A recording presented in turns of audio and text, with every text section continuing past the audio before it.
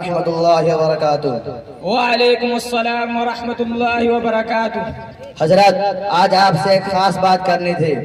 جی ہاں فرمائیے۔ 17 مئی کو میرے لخت جگر نور نظر کی شادی خانہ آبادی ہے۔ آپ سے عاجزانہ درخواست ہے کہ آپ اس مبارک موقع پر ضرور تشریف لائیں۔ اہل خانہ کی بھی دلی خواہش ہے، نکاح آپ ہی پڑھا دیں گے تو مہربانی ہوگی۔ پردھان جی، اگر آپ کی یہ شادی شریعت اور اسلام کے قوانین کو مد نظر رکھتے ہوئے ہو رہی ہے تو مجھے شرکت کرنے میں کوئی حرج نہیں، ورنہ میں معذرت خواہ ہوں۔ مولانا صاحب، میں تو یہ شادی اسی طرز پر کر رہا ہوں جو فی الحال لوگوں میں رائج ہے، اور اس مسٹر پردھان کو تو نیتا گر سے فرصت ہی رہی، تو مجھے کیا معلوم کہ اس سلسلے میں شریعت کا کیا اصول ہے۔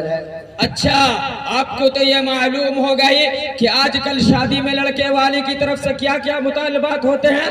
جی ہاں، مجھے خوب اچھی طرح معلوم ہے، اور میں نے وہی مطالبہ کیا جو دنیا مطالبہ کرتی ہے، اور اگر مطالبات نہ ہو تو رشتہ دار پڑوسی سب مل کر چٹکیاں لیتے ہیں اور مذاق اڑاتے ہیں، جس سے عزت کو بہر صورت خطرہ رہتا ہے۔ اور کیجئے تو علماء حضرت فتویٰ لگاتے ہیں، اب ہم کشمکش میں ہو کر لے ہی لیتے ہیں، نہ رہے گا بانس نہ بجے گی بانسری۔ افسوس کہ آپ نے وہی بات کہہ دی جس کا مجھے خطرہ تھا۔ آپ کو آج ہی فیصلہ کرنا ہوگا کہ آپ کو شریعت مطہرہ کا قانون محبوب ہے یا اہل دنیا کی بناوٹی عزت۔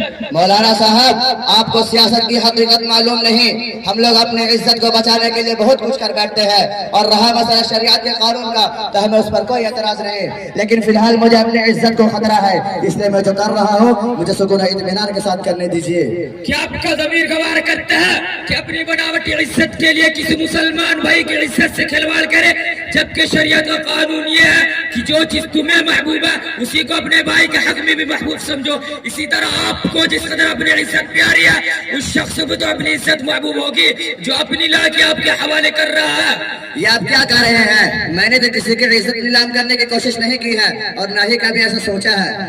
ابھی آپ کو معلوم ہو جائے گا، لڑکی والے کو بلائیے۔ اچھا ٹھیک ہے، میں بھی فون کرتا ہوں۔ ہیلو ہیلو، ہاں میں پردھان جی بول رہا ہوں، آپ تھوڑی دیر کے لیے مدرسہ کے پاس تشریف لائیں، آپ سے کچھ ضروری باتیں کرنی تھی۔ اچھا، ابھی آتے ہیں۔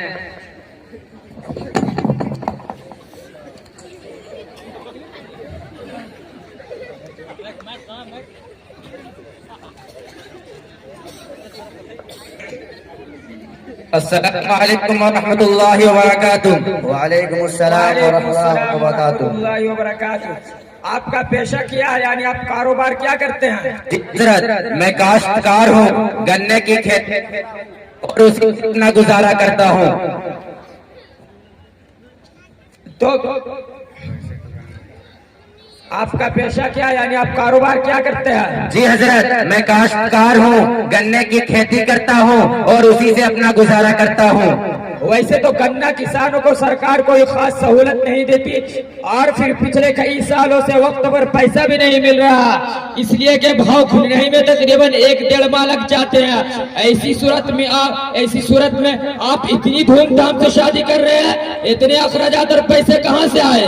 حضرت جی، بات ایسی ہے کہ کسانوں میں الٹ پھیر چلتا رہتا ہے، اس سے قرضہ لے کر اس کو دے دیا اور اس سے لے کر اس کو دے دیا، یہی ہمارا دھندا ہے۔ تو کیا آپ قرض والے کو وقت پر قرض لوٹا دیتے ہیں؟ جی نہیں، وہ ہمارے گھر سینکڑوں دفعہ چکر لگاتے ہیں، کیونکہ جس شخص کے بھروسہ پر ہم قرض لیتے ہیں بسا اوقات خود اس کا وعدہ فیل ہو جاتا ہے۔ یہی وجہ ہے کہ کبھی کبھی اپنی عزت کو بھی داؤ پر لگانا پڑتا ہے، یعنی گالی گلوچ تک کی نوبت آ جاتی ہے۔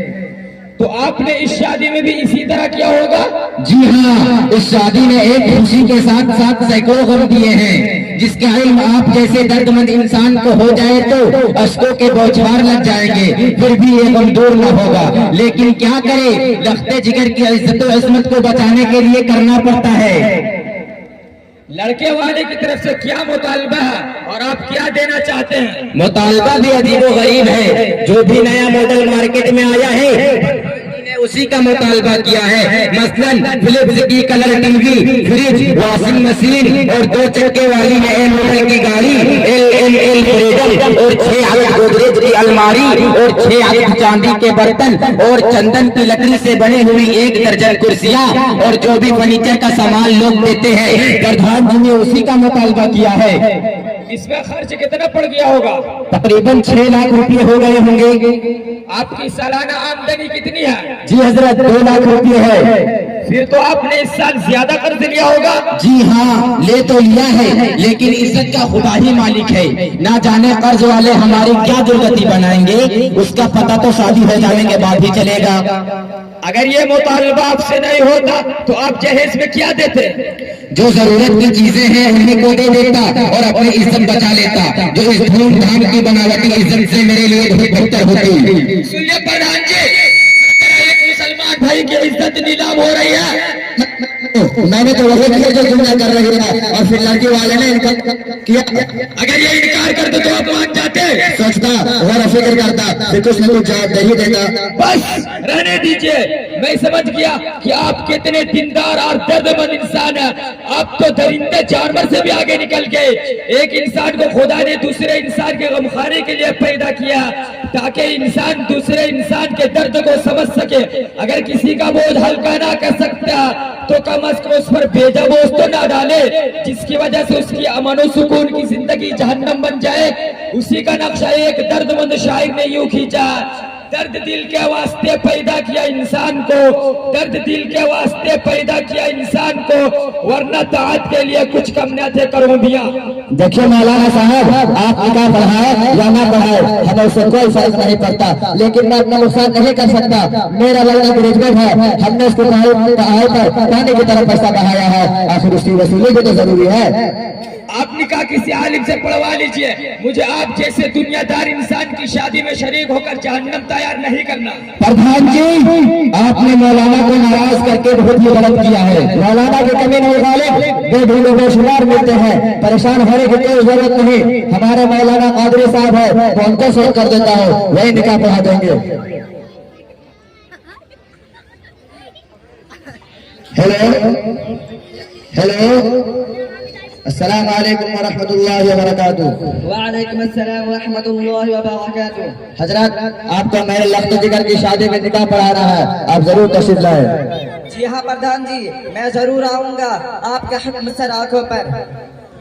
प्रधान जी, आपके इस शेर के बाद मुझे भी एक शेर याद आ गया, अगर आपकी इजाजत हो तो उस शेर को ठोक दूं? जरूर, क्यों नहीं। और जगह तो सिर्फ शादी होती है और यहाँ एक अनोखे अंदाज की शादी हो जाएगी, यानी शादी और बैतबाजी।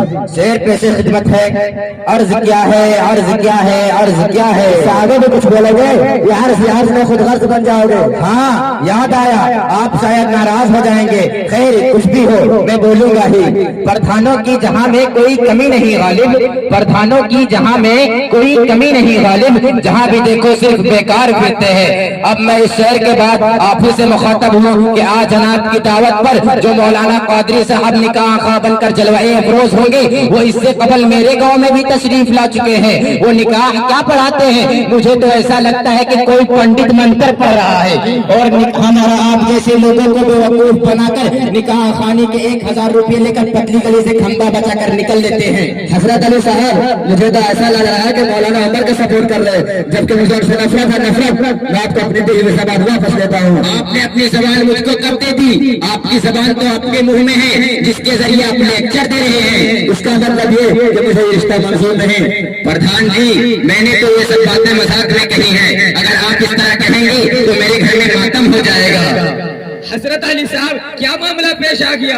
मैंने जुनून में आकर न जाने प्रधान जी को क्या क्या कह दिया, और उन्होंने नाराजगी जाहिर करते हुए ये रिश्ता नामंजूर कर दिया है। आपने जो भी बात कही है बिल्कुल ठीक कही है। रही रिश्ते की बात, तो उसका हल इस चीज के पास है, अगर आप तैयार हो जाए तो आप ये क्या हल निकाला है आपने इसका? वो हल ये है कि मेरा भी एक लड़का है, मैं उसकी शादी की ही बात करने जा रहा था कि रास्ते में प्रधान जी बदकिस्मती से टकरा गए।